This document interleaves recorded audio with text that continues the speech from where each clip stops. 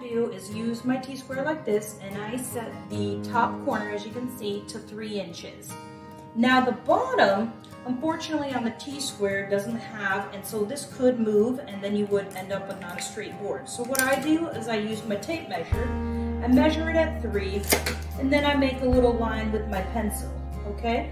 And that gives me a guide. Now, if you hold this down pretty firm, and using your really new sharp razor, if you put it at the corner here and push down and then run only using the corner of the razor and just run it around right along the side of this T-square. Now my T-square is metal.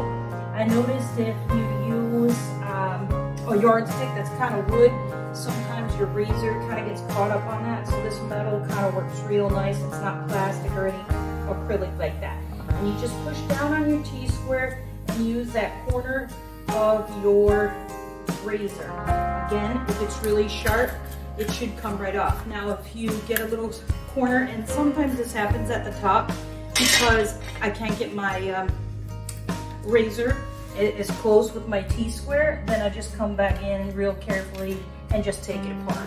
That will give you a 3-inch piece that hopefully is perfectly straight.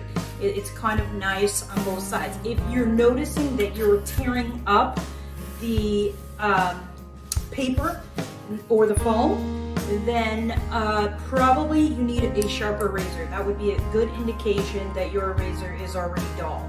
Obviously I'm cutting on my granite countertop, so I don't have to worry about the surface underneath, except that it does dull your blades, but it's not going to damage your material. If you're cutting it on a wood table, you might consider putting some kind of mat down or a cutting mat, because you obviously could cut your table. So those are going to be used again for a project that we will be making. I was inspired by Peppermint Cactus. Like I said, I've been painting a long time, and she does a lot of foam board projects, and I do a lot of tutorials on Dollar Tree projects. So I wanted to show this project for some of you that cannot really use real wood.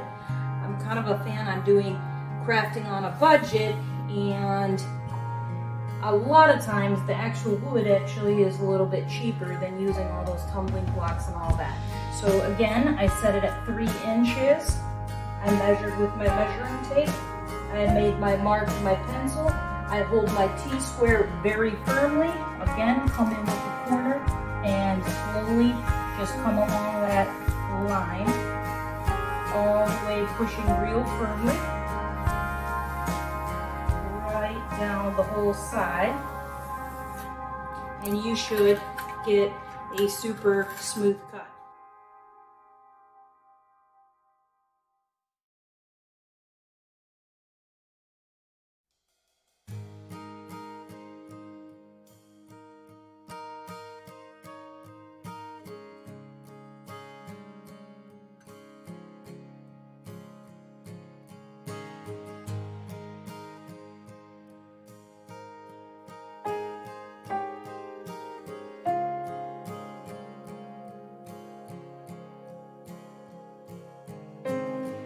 Hi, I'm Shelly with Gilbert Marketplace, and I'm going to do a tutorial on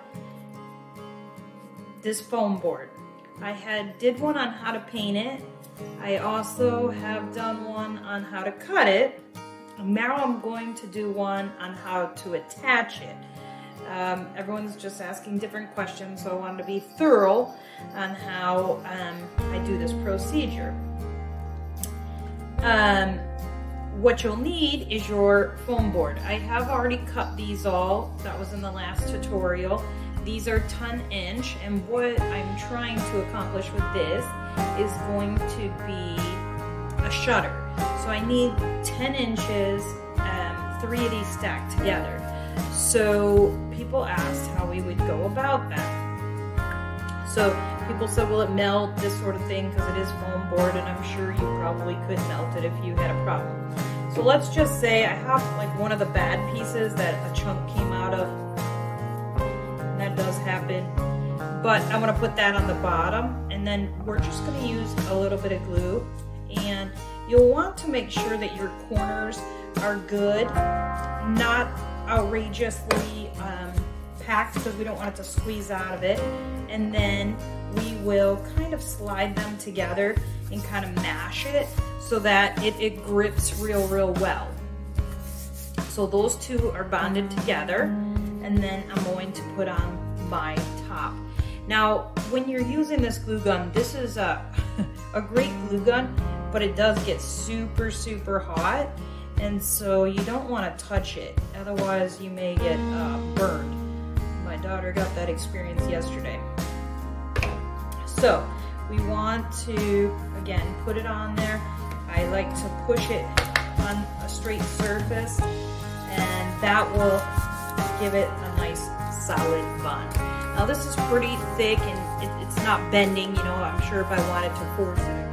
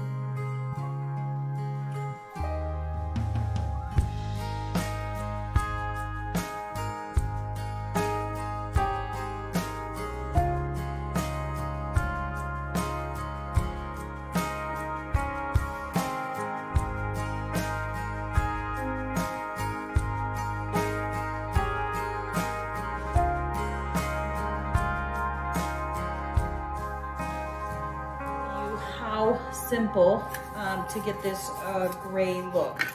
Right now, gray's trending super popular in the home decor and farmhouse. The whole industry is doing black, white, and gray, so we need to be on trend. You're just going to take, and like I said, this is straight wax right out of the can, and you can just rub it right on your foam boards. I did show how we did these knots, and you'll just be puncturing those with your fingernail. Now, when it comes to, you'll want to leave some, you know, variations, because this is like a white and a gray. When it comes to getting the different greens, you can just use a sponge and some simple wax.